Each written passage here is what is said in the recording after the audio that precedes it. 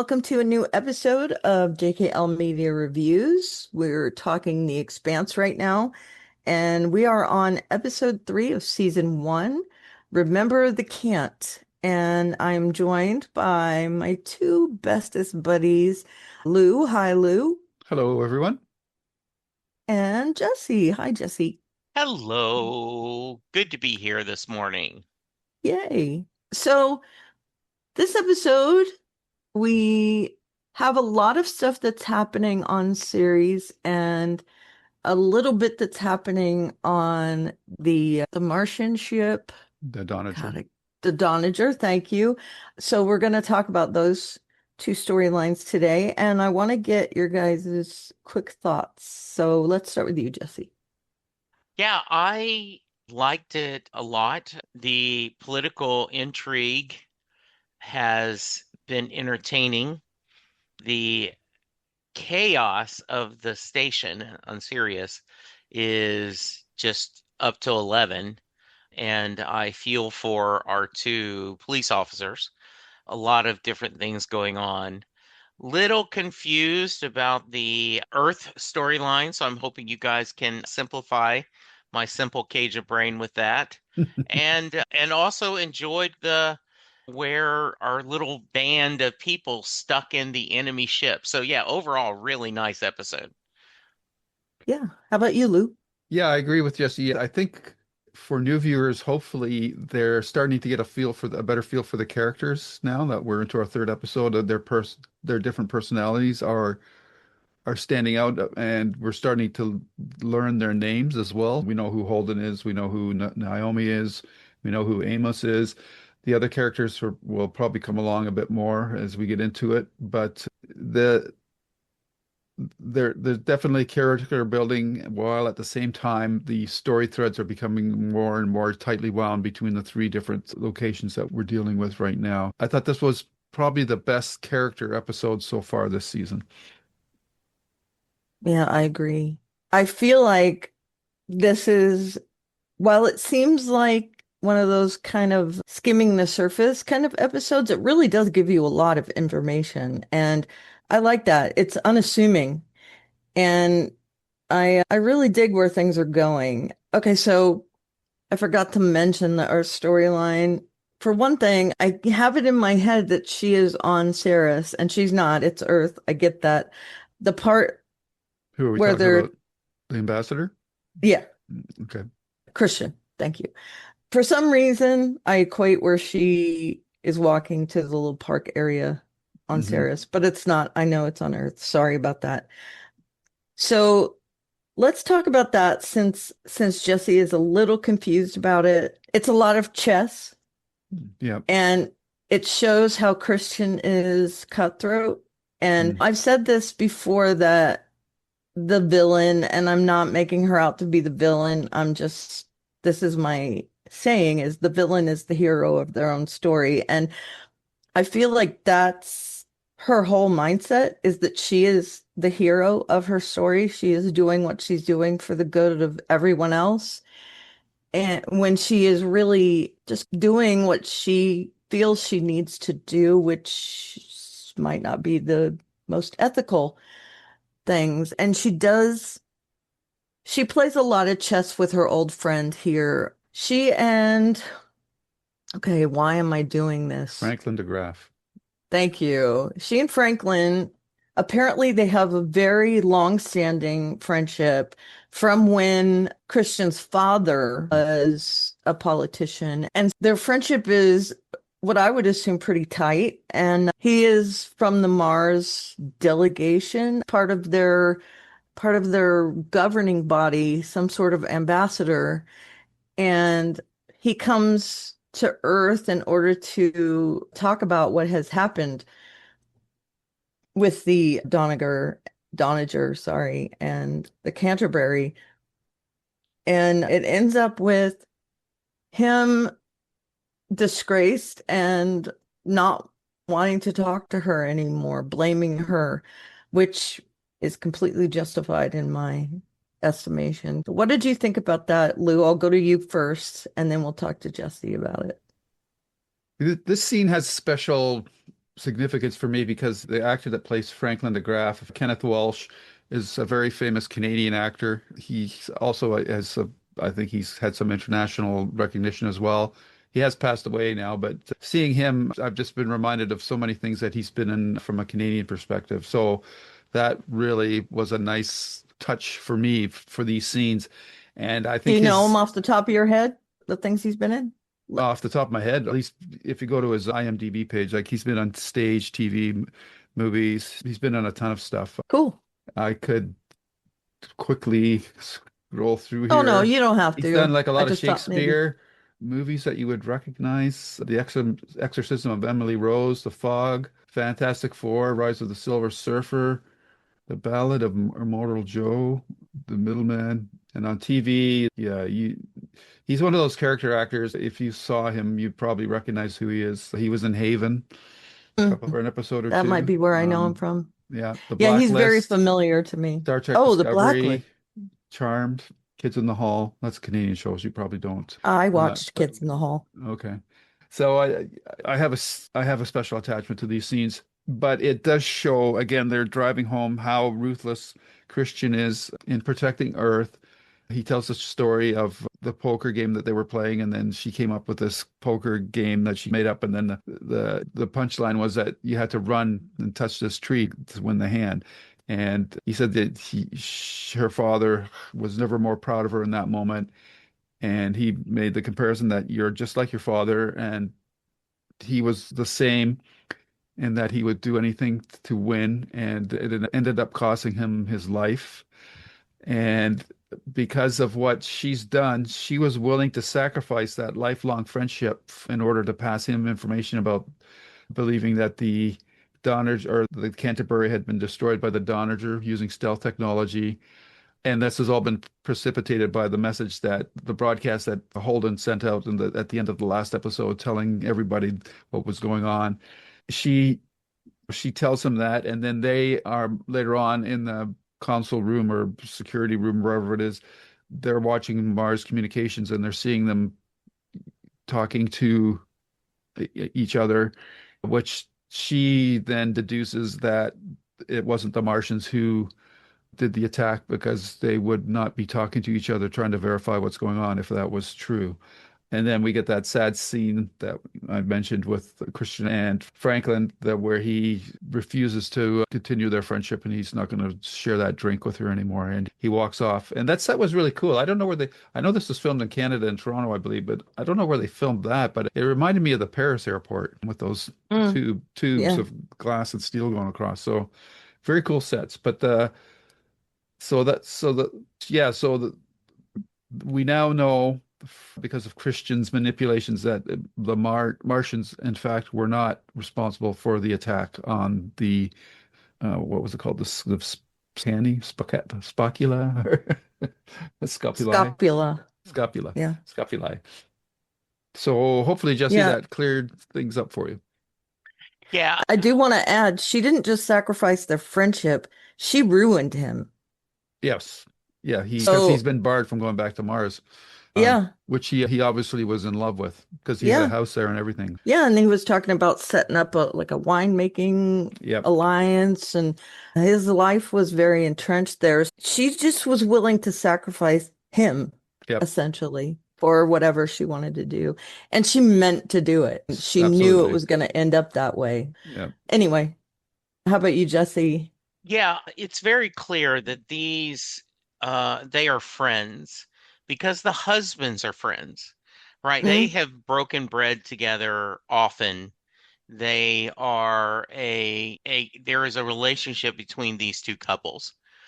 And the it and what I was a little bit confused on, and you guys talking about it cleared it up for me, right? The idea that she gave him something and he used it to try to, he talked about that, right? And because of that, security protocols were broken, or that's what I was a little murky about. I understood the context, though, is Mars then decided he can't be trusted. mm, So his career is ruined, Yep. correct. just period. And he talks about my husband's trying to sell our house that they Yep. Yep. currently own. And And in a different show, there would have been a backup plan. In West Wing, when President Bartlett was going to do this to a guy, there's a scene where he goes to one of the, like a CEO of a company and says, "Hey, I need you to hire John Smith." John Smith is currently ambassador. Yeah, he's about to lose his job and I need you to hire Mm. him. What's the reason? Gross incompetence. And so when he fires the guy, he says, "You've got a job, you're set, but you are not doing this again." And she doesn't even do that. There's no No, safety oh no. net, there's nothing, just like, She has blinders on. yeah, That's all she sees.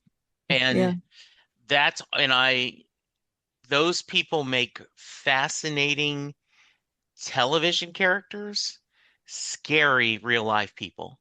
Yeah. Yeah. And she is so charismatic, the actor, that I'm always enjoy watching her and what she's going to do because as one of you guys said, the villain is always the hero in their own story. In her mind, whatever it takes to protect Earth is what needs to be done. Correct. Yeah. Just And period, so end, stop. Yeah. that really does make me conflicted. And I still like her character. I Yeah. might not like her, but the actress is really hitting it out of the park. And Yes. it's making me be incredibly interested in what happens to her. And I'm torn as to whether she is actually 100% villain or whether she is going to be one of those morally gray characters. And I'm excited to see what's going to happen with her. Yeah. Yeah, that storyline was riveting, and it also really gives you insight into her, where you had this inkling that she was willing to do whatever, but this really hit it home for me that Yeah. um, I want to add one further point to this, and this applies to the serial as a whole, is that because we're on Earth, our instinct is naturally to side with the Earth's viewpoint on things. So there's this interesting dynamic that'll go on with the entirety of the series where you're going, I can understand these other people's point of views. We're talking about Earth here. This mm, is the cradle of mankind. And even though these other factions have really compelling arguments, no matter how compelling they get, I still found myself always saying, yeah, but we're talking about Earth here. mm, So that's that interesting dynamic that's going on because especially if you relate it to real world events, like we can sit here and talk about things going on in our respective countries, but then if we hear something that's going on like across the ocean or whatever, oh yeah, but they're just but it's not America it's or not yeah, Canada. it's not North America or whatever, and it's they just have a weird perspective on things, and their priorities are not right. Their priorities are different than ours, and probably not. We don't think that they're the right priorities, and I think that this is what this show does really well, is it makes you see these other people, these other factions as people instead of just us and them or the Mm. other. And so I think that's one of the cool things about the dynamics of this show for its entire run. Yeah, and you can really relate it back to what happens here now with the United States. I'll include Canada there as well. So North America, essentially, and the rest of the planet and the politics that go on between all of them and the relationships that are in jeopardy all the time, rocky, or people we have a vested interest in allied, becoming allied with them. You can see that in these stories, and I'm sure that was 100% meant to be the Yes, correlation between for them. sure. So yeah, it's not a one-to-one No, correlation, but it's, it does show that a yeah, similar type probably a of better correlation would be Britain and the colonies, mm, the British there Empire. you go. Yeah, Yeah, back in the day, yeah, since I, they had set up the United States as a colony of theirs, right? yeah, yeah. It was going to be under their rule. So yeah.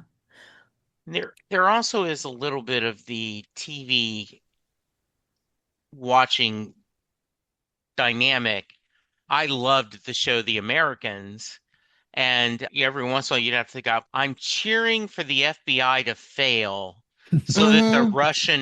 Yeah, Russian agents can succeed. yeah, Right. Or like watching The Sopranos or something where yeah. I'm wanting the gangster to succeed.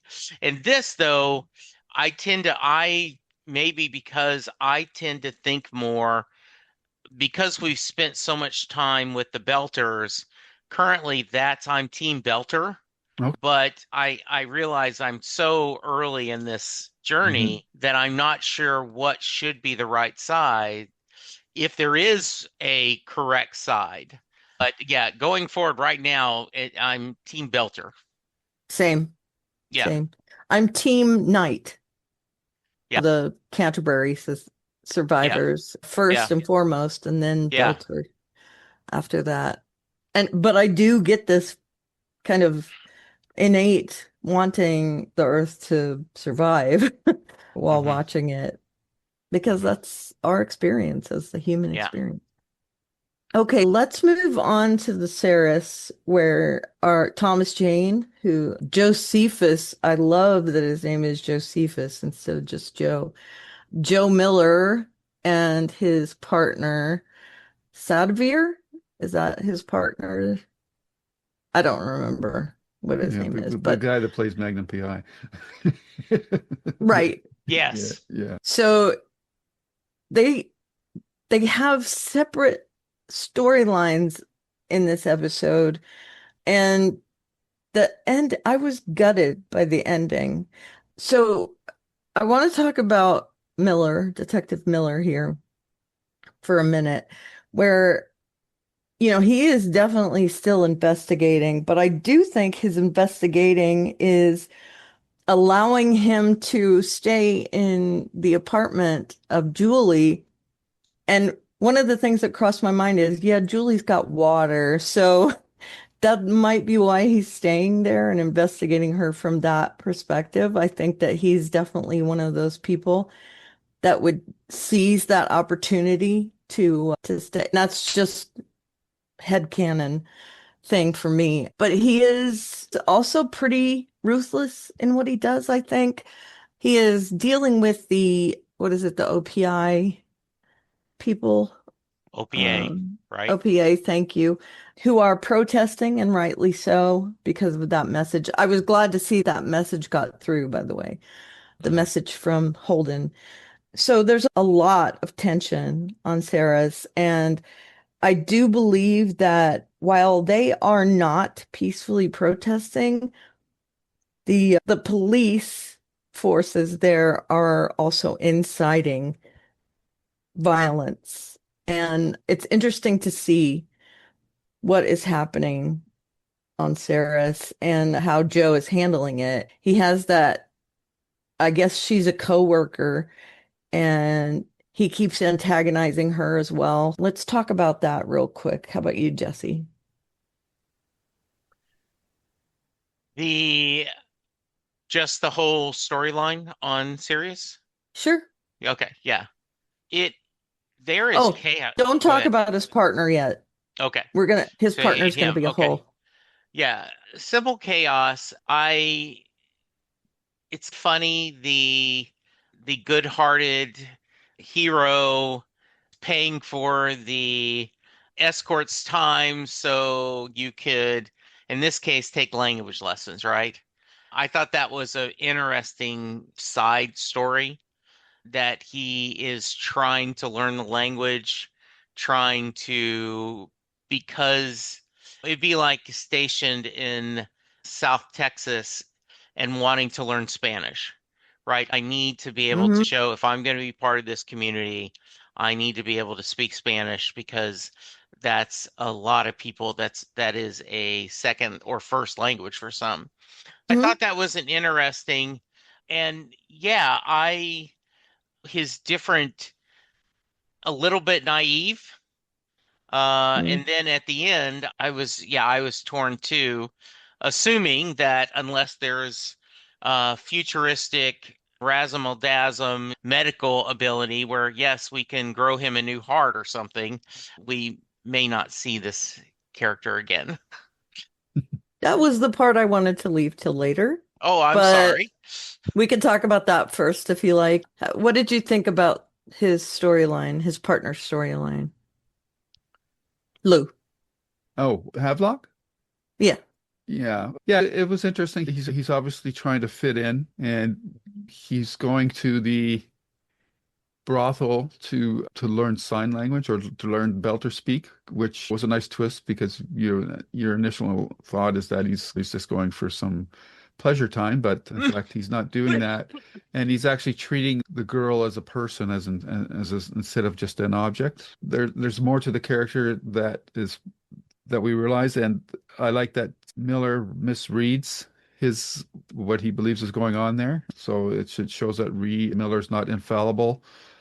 And the interesting thing about the stuff that's going on, and I know we're all pronouncing it differently. I'd pronounce it series, but I don't know if that's right or not. But Yeah, I don't either.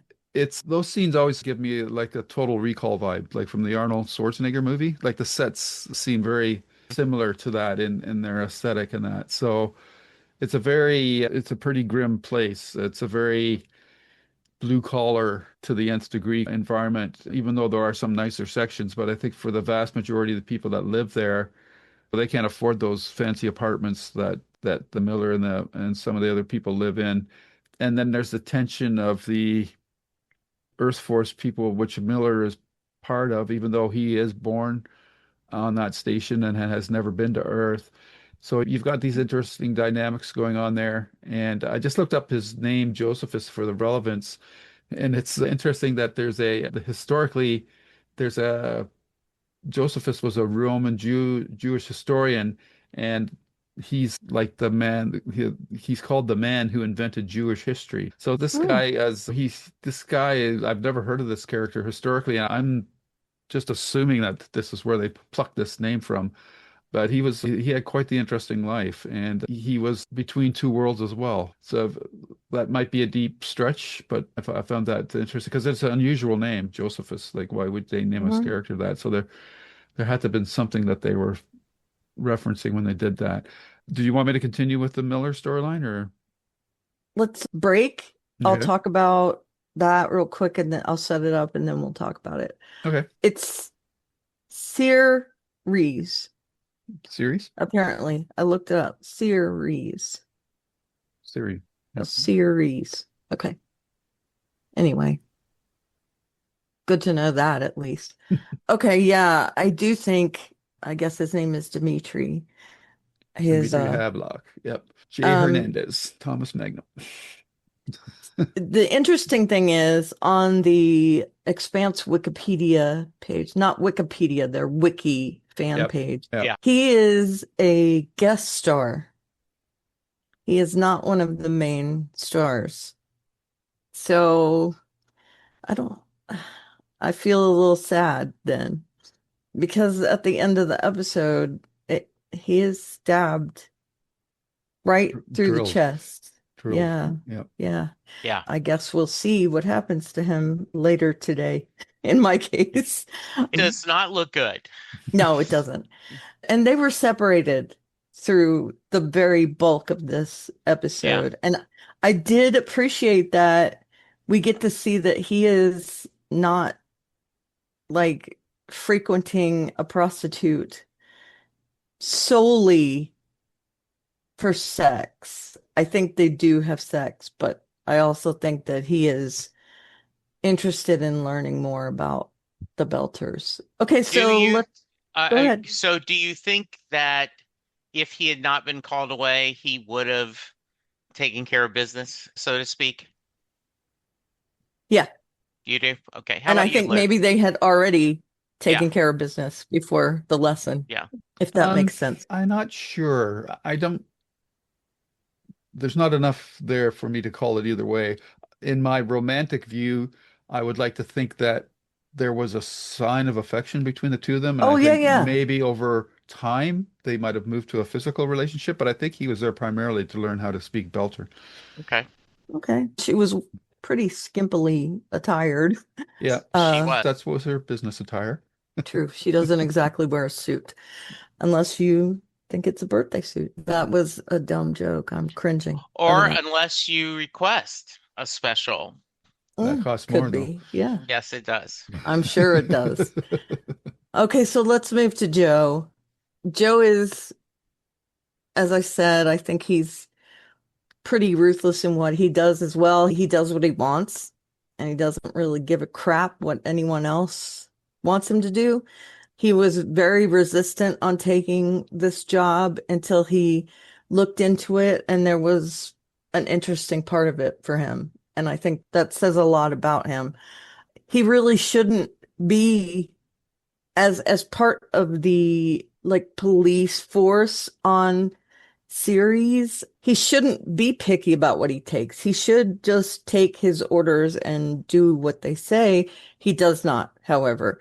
We see that the captain of series calling him off, and he's pretty much telling her off. And the friction he has with his coworker, and a lot of things happen with him.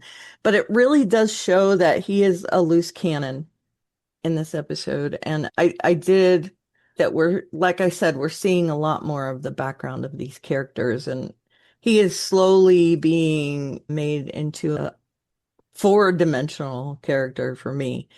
So let's start with you, Lou. What do you think about that storyline? Well, there's a lot of stuff going on here since I'm in the position of having watched the series. There's things in here that I'm going, oh, they already made that connection. Okay. I'm not going to give it away here, but there was certain things that he found out. Probably one of the big ones was the dead body. It was one of the crew Yep. members of the Scopuli. And there was something on that display. He was looking at the of the crew that is also something of interest that will probably play up later on in future episodes. And then he ends up meeting with Anderson Dawes, played by none other than Jared Harris, who we of course all know as Harry Seldon from Foundation.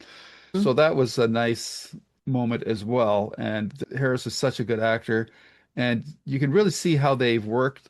Like there's a lot of stuff in the background of the show that in a TV show you can't versus a book you can get into a much deeper, but in a TV show you have to show the surface, but the language that they're using, the sign language, slang terms that you get from the context of their conversation are all playing out here. But the main thing that we get, and Dawes recognizes too, is that, and we also get this reinforced by his conversation with his captain about dropping the Julia Mao investigation, is that there's something going on between him and his admiration, if you want to call it, for lack of a better term, for Julia Mao, because Anderson Dawes catches onto it right away as well. And yeah, so there's just a lot of stuff going on, and he's like a stranger in a strange land. He's not, even though he's never left that station, he doesn't really f seem to fit in with any particular group or clique. He's just a lone horse, or he just marches to his own drum beat. And I think he's an interesting character, and I like how they keep calling him on his hat, why he wears that dumb Mm-hmm. hat all the time. Yeah, I agree. Yeah, I meant to mention Jared Harris. When he came on the screen, I was like, oh my God. Yep. I know him more from Fringe. He's the big bad in Yeah, Fringe, yeah. but he's been in a million things. He was in Morbius, which I hate that he was wasted in that, but Good he's paycheck. been in a lot of things. The Sherlock Holmes movies, Yeah. Yeah, he's quite the like you accomplished said, guy. Foundation. Yeah, Yeah. I remember him from Mad Men. He had Okay. he Right? had a very good arc there in Mad And Men. a huge role in Chernobyl, which is still one of the most stark and riveting limited series I've seen in quite some time. Mm. I highly recommend it, even if you're not sure about watching it, but he's really good in that as well. I haven't seen him as a dud in anything, to be Mm. fair. He's more than a character actor, but he's not quite a leading man. So he's in a interesting in-between niche. But he's an actor that I think of when most people see him, you say, "Oh, that's Jared Harris." But he just doesn't get the Hmm. big leading man type of. But yeah, he's a fantastic actor, and he's great in Foundation as well. Agreed. He's great in everything. Yeah. And also Captain Shahid Lola Gladini, she's been in many things as well. So I liked seeing these veteran actors that You know them from a million different things, mostly science fiction stuff, which I love as well. That they pop up on the show and you're like, yes, I'm gonna be in for a ride here. I Yeah, really dig that. I was trying to figure where I knew her from, so I went to IMDb, and she was the FBI agent that worked with Christopher's girlfriend on Sopranos, and she was a really great Right? part in that. Yeah, yeah. I'm very impressed with the actors that are on this show. I think Mhm. they have done a really good job of casting, And there's and even then better characters to come yet. yeah, Mm. and then how well the sets are, Yeah, how gritty this looks. yeah, This looks like an expensive show. yeah, I have no idea what it is, but it feels like an expensive show. Yeah, she's been in a million things as well. Ray Yeah, Donovan, yeah, NYPD Blue, yeah, Criminal Minds. Yeah, yeah, yeah. lots of stuff. And what's amazing to me is that I'm looking at the Wikipedia page here too, and they're saying this episode was watched by 676,000 people. Like that just blows my mind coming from like the old three big networks era where you had to get like 10 million viewers for a Yeah. show to just even be yeah, considered. Like now we have these niche streaming shows. Sci-Fi was not a streaming station back then, but yeah, it like less than 750,000 viewers are watching this show, which blows my mind given the quality of everything about it, from the writing, the acting, the directing, the sets, the special effects. It's just and it's got one of the coolest opening title sequences as well. So yeah, Mhm. it just blows my mind that so few people watch this series. We're away from that era of Yeah. millions of viewers watching things because of how thin Yeah. everything's spread, Yeah. how much entertainment is Yeah. out there. Even So like yeah. Breaking Bad, I don't think, or Mad Men, they didn't get more than 5 million viewers, I don't think, which is mind blowing. Yeah. yeah. I know one of the complaints was Walking Dead, which was also on AMC, got tons more lot views than Mad Men, but Mad Men was considered the high profile show. Yeah. And it's just we have that issue with not all genre, all not a lot of genre will get the amount of critical acclaim, and that's why Watchmen was so exciting on HBO that did get a lot of this. Andor is getting some of that, and we'll see what else. Severance Oh, that we also cover is unusual. Yeah, yeah. I think that the age of people being embarrassed by what they watch is over for the most part. I think that the people that vote for awards are always gonna be that mindset of, I don't watch that. And I never understood where that came from. I don't get it. The quality of science fiction, fantasy, any other genre other than drama, even comedies, the standards are so high that you shouldn't be embarrassed for watching it. Talking about comedy, The Good Place was highly acclaimed as well, and it came from the same people who did The Office.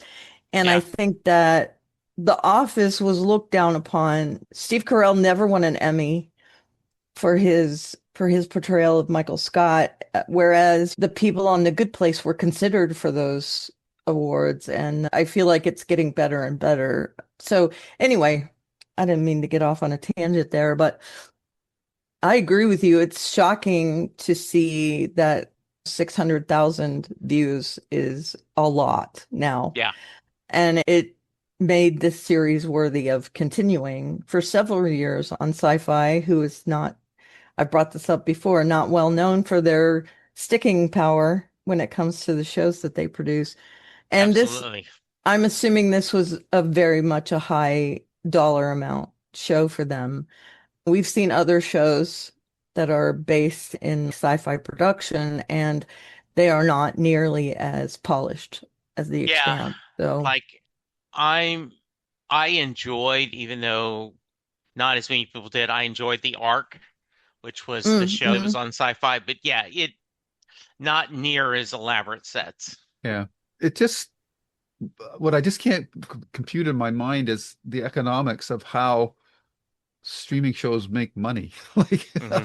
I know that you have the subscription-based services and all this, but like, it's still, if you're only getting 600, 700,000 people buying your subscription to watch this show, I just don't see how you can make money. It's like the Game Pass scenario with Xbox. I just don't understand how they expect to make money when you're spending, like, I don't know how much a show costs, but you have to assume it was more than $1 million an episode. Then you're looking at 10 episodes. That's quite an investment, and I don't think you're getting the viewers to make it financially viable. But something must be working They had because, advertisers, so I think the advertisers were their stream of income back then. yeah, I was Paid on up front for Sci-Fi. those. Yeah, Yeah, sci-fi had ads. yeah. Yeah. But when So, it's switched over to streaming, then how? Amazon. right, I just don't understand. Amazon, you can see because everybody has that uses them for anything I would think would have Prime because you want to get the free shipping, and then the Yeah. video is just a nice bonus. I look at it as a nice right, bonus. The main reason I correct. do Prime is to get the free shipping because like where I live, everything costs like over $20 to ship. And if Right. it's from the Hmm. States, it's ridiculous. I can't buy books and stuff anymore because the shipping is often more than the book costs. It's Hmm. ridiculous. Yep, I agree that hello tariffs. Yeah, Anyhow, enough tangents. right. I think the people that like listening to us understand that we do that. Yeah, Sorry about that anyway. Okay, so if you guys are okay with it, let's shift over to the crew of the night that gets sure. picked up Sure. by the Donager. I found this storyline incredibly complex. And this is the one that I was like, okay, I got to really put myself in the mindset of understanding all these threads because it looks like they're playing everybody against each other, the Donager crew. But I really do feel like they found a scapegoat and they're trying to point everyone towards her, right? And that's my feeling, at least. I thought for sure they were going to try and make people break in all kinds of directions, but I do think that they set up Alex to be like a grading thing to them when they all got put in the same room and he's wearing the Martian Uniform. naval outfit or whatever. Yeah. If I don't mind jumping in, that Sure, confused go me at ahead. first because I didn't Okay. recognize who he was. Oh, because you didn't have his cap. He's Yeah, very and cleaned so I up. was Yeah. like, "Oh, is this someone we know from earlier?" And then just after a few minutes, I go, "Oh shit, that's that guy!" Wow, Yeah. which I did not see coming at all. Same.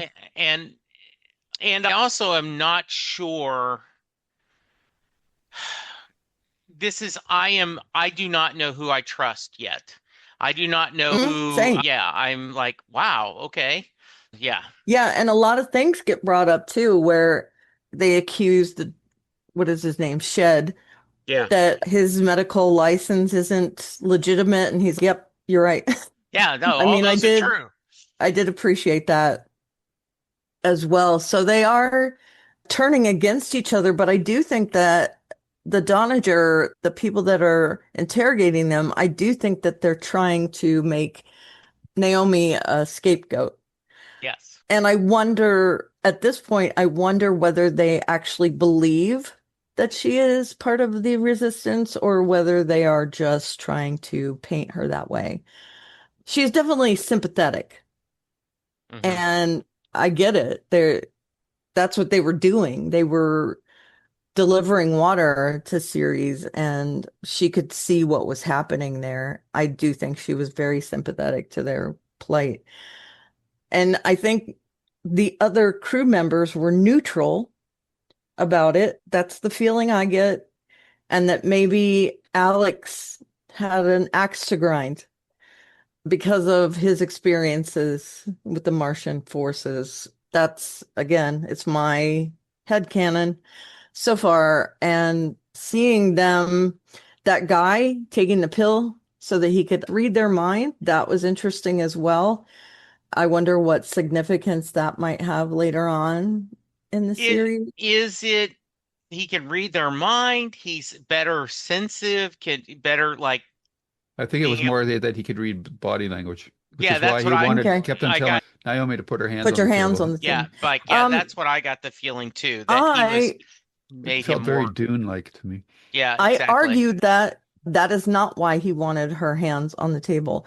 I think that you could see at one point her fingers were all intertwined. I think she was doing that like someone who would press their foot into a tack or something to beat a So lie that you can't. detector. Oh, ah, okay. I think Both could she be was true, but I think so. Yeah, I true. think that. Yeah, no, I. I think she was just trying to think of other things in order to not get read by this guy. Yeah. Again, head Hmm. canon. Yeah. But yeah, I found that very interesting. And we did mention before, but I love that his message got through to Hmm. Ceres and Earth and Mars, that it just went out to everyone. And he's unaware of that right now. I think that's going to be interesting to see how that plays out. Are they going to send out some kind of a rescue for them? We don't know all that yet. We know they survive. At this point, we know that, right? And they get away from the Donager because they are some of the main stars of the show. So they're Hmm. not going to stay there. But who leaves and who goes, who knows? So let's talk about our merry band of resistance fighters, I guess, at this point. Let's start with you, Jesse. Yeah, I obviously they're not obviously, scratch that. In my mind, these are the people I'm most engaged with. They are, while um, I keep wanting to say Jane because it's not Jim, right? The cop. Joe. I Yeah, like, yeah, Joe, and that's an interesting storyline. But I really like this idea of people being thrown together and they're going to have to build a team. And currently, you think there's no way they can be. And so I look forward to that journey. I think that's because we liked Firefly, because I feel like that's a very Firefly story. I think so. Also think that they are coming out to be pretty fleshed out. Yeah, We've got the smartass doctor, the silent muscle, the reluctant leader, and then we have the kick-ass woman character. So there's some nice tropes here, but I like them all. I like how they keep getting in each other's way Yeah. because none of them they do not have a solid purpose yet. They've just been thrown together. So I find them really interesting. And there is a lot of backstories, like why is Amos or Wes so supportive, right? And I really Dominic. hmm Yeah, the interaction between them is just very interesting. And the you don't I don't trust all the characters yet. We're gonna see what happens. Yeah, but this is the Sirius is the most on the station is the most chaos, but so far this is the story that I like the most. This is the hmm one that I'm most engaged with. Yeah, I agree. I like Naomi a lot. If she's part of the resistance, I like her even more, to Yeah, be honest. yeah, Um, and I think as we talked earlier, right, we don't know yet who is the quote unquote good guys, who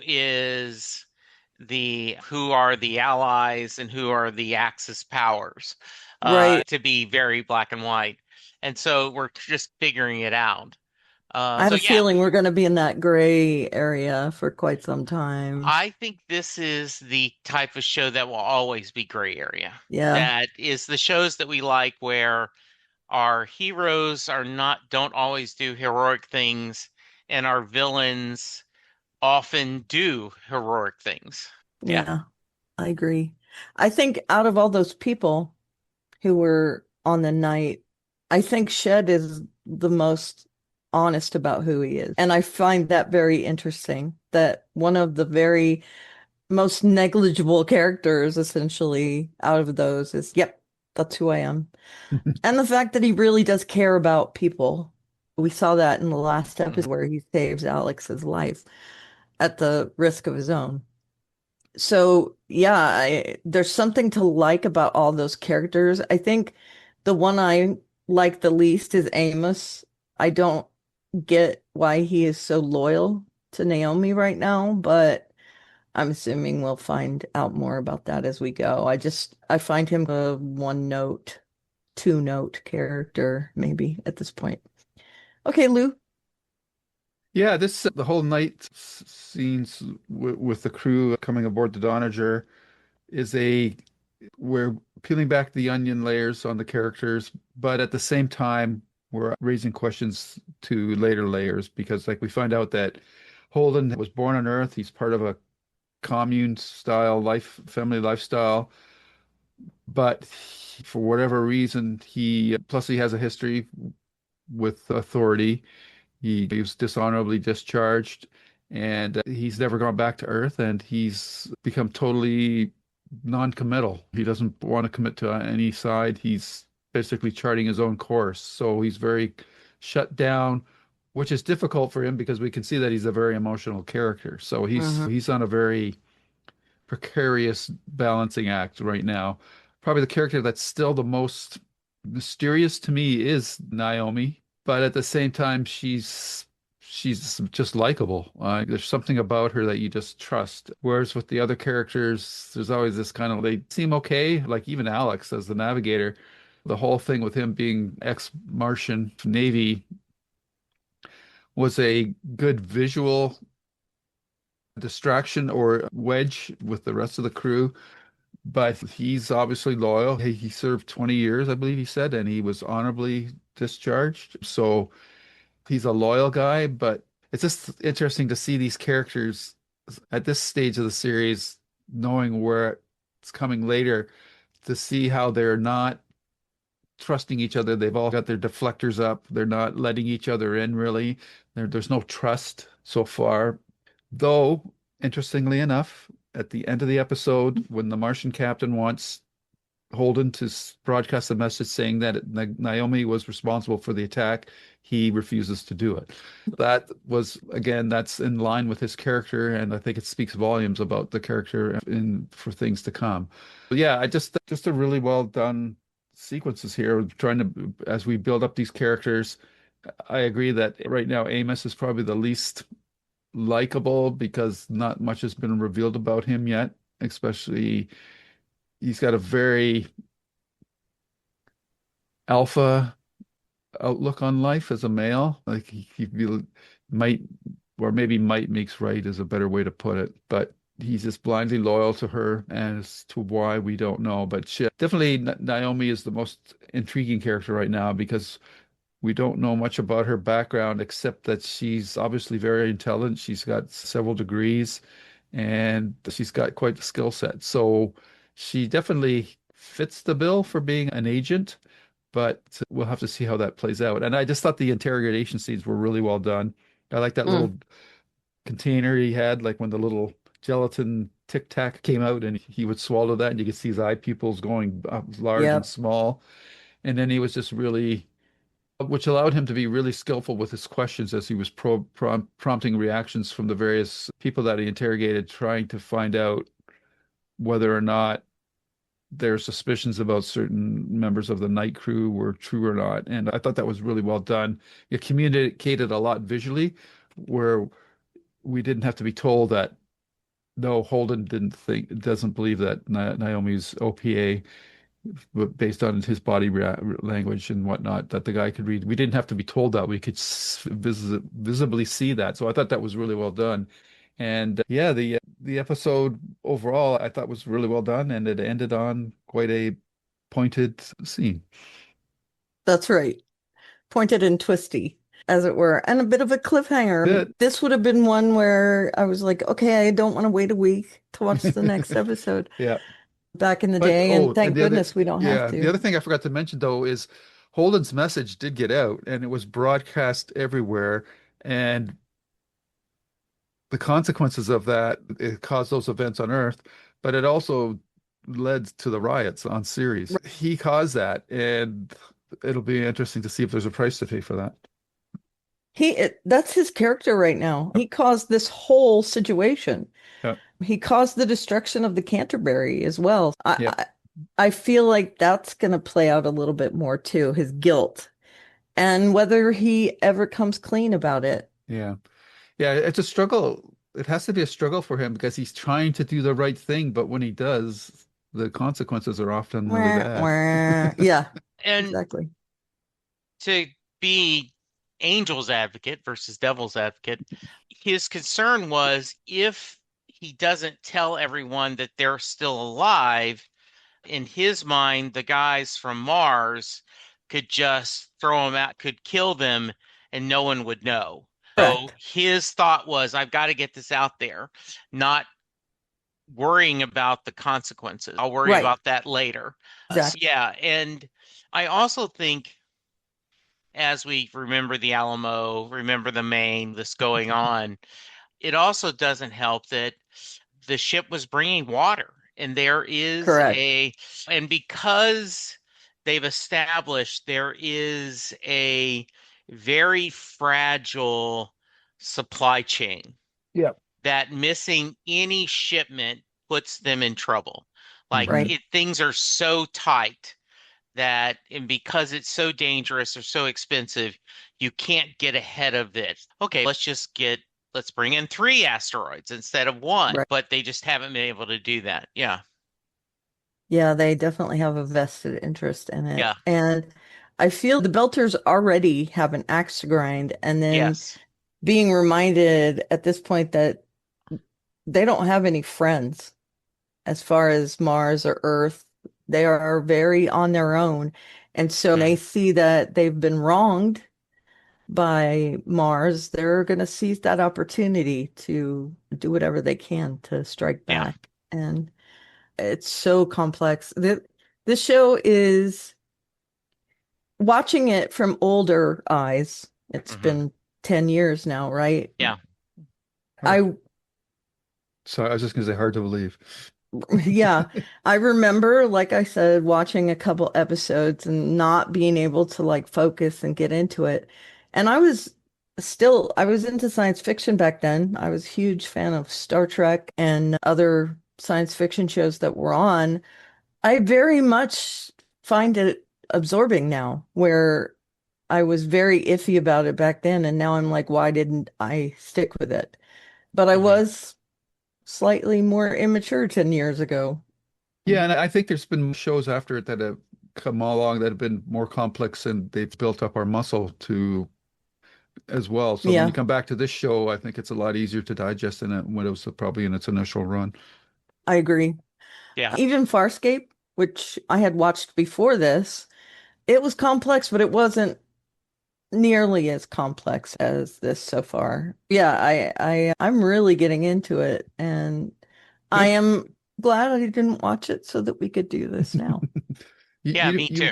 How far did you get before? I don't know, 2 or 3 episodes, not Oh, very okay. far. But All right. Jesse got further than me. Yeah, but I'm not remembering much of it. Yeah, I went into the app and it showed continue where you're at, and it was like, I'm at the end of season three? No way. I've Mm. watched that much. Oh, If you had And gotten that far, you would have stuck it out because yeah, that's so like other series. It's really hit its stride in the mhm, midpoint. yeah. So yeah, I think so too. yeah, I don't know if maybe part of it was just something else moved. Episode Yeah, hopping. Just yeah, right. exactly. And the time period and yeah, like now we really have been trained to watch more complex shows because of what's out there. I And agree. we talked about the whole how television has changed. And we call it television even though it's technically not television. It is a whole different animal now. And I really do think that our whole mindset around media has changed. And I think for the better, to be Yeah. fair. Yeah. It Well, really has narrowed. yeah, the changing landscape saved the show because it was going to be canceled after Hmm. the second season, I think. And Yeah. Amazon picked it up. So, Yeah. Yeah. yeah. Amazon doesn't have a lot to lose, No. but saw an audience that sorry, that it could capitalize on. And so it decided to do that. Okay. So I think that's everything. Do you guys have anything else to add? No, I think we've covered a lot and probably talked about a lot that wasn't in the episode at the same Yeah. time. Sorry. It's okay. I was most guilty of it this time. No, not at We're all. just over an hour, so I think we're okay. Yeah. Yeah. You don't have anything, Jesse? You good? No, I agree with you. This is really nice to explore this with a purpose. And that's why I'm excited about we're doing another project that we may want to talk about at the end to give people a Sure. heads We up. can tease that, Yeah. definitely. But yeah, this is, as always, it's a lot of fun. And I'm glad we're getting to go on this journey together. Same. Okay, you can email us at jklmediareviews@gmail.com. I'm at Oliveria on social media. My blog, which I have updated links for, is alliestuff.com. Where can they find you, Jesse? I am at Jesse Jackson DFW on Twitter, Blue Sky, X, all the others. You can hear me every week talk about every John Hyatt song in alphabetical order on Perfectly Good Podcast. And I'm still talking Doctor Who on Next Stop Everywhere with Charles Skaggs and Set Lusting Bruce, where I am wrapping up the year of Springsteen. Bruce had a very good year this year. Good. Would love for you guys to check out Set Lusting Bruce and reach out if you want to join me. So that's all I've got going on, which is Okay. enough. Yeah. How about you, Lou? Yeah, and you're going to add more to the pile soon as well. You can Yes. find me obviously this YouTube channel, JKL Media Reviews, where we're doing right now, concentrating on The Expanse, and Karen will fill you in as to what we have in our future. Other than that, we also have episodes where we've discussed mostly one-offs, limited run TV series like The Watchmen and whatnot, and we've done some music stuff, Bruce Springsteen related stuff. I think we've even done a comic book or two, as well as Yep. some One at music. least. Yeah, so there's anything that catches our attention in the pop culture realm is you'll find there. For our biggest endeavor to date, which would be our Babylon 5 entire series review, you would have to go over to my YouTube channel, Lou's Review, where all those episodes are there, as well as the our thoughts on the animated movie. Individually on that channel, Lou's Reviews, I also have my writers' interviews as well as my Stephen King podcast, and we just recently did like a crossover JKL Media Stephen King podcast where we had Hans Lilia come on and we talked about Stephen King in 2025. And right now, this is October or November 9th, and a couple of episodes of Welcome to Derry have aired, and they've been pretty good so far. And now the early buzz for The Running Man is coming Hmm. out, and that seems like that's probably going to be his biggest splash of this year. So yeah, lots of great things for the King fans out there. And finally, you can find me on the interwebs at Twitter and Blue Sky at lou.w.sitsma. Awesome. Okay, so you've put this in my lap now. I'll go ahead and tease it. But don't We're forget going where to you can be be, contacted. I already did I think, that. yeah, Oh, I did you? think she Oh, did. Yeah. okay, sorry. Yeah, that's all Oh, right. yes, you did. You did. My bad. No worries. So we're going to be discussing Pluribus, which is a show that came onto our radar just now. It's just started. It's only 2 episodes in, and we've decided we're going to cover that as a current project. And we'll still be talking about The Expanse as a review project. Look forward to those. That runs through Christmas, so we'll be doing that till just after Christmas, it looks like. Okay, so that's it for us. We'll talk to you guys later. Please feel free to give us your input. And Be safe, be kind, and we'll talk to you soon. there you Goodbye. go. Bye, everyone. Bye-bye. And see. The proceeding has been a JKL Media production.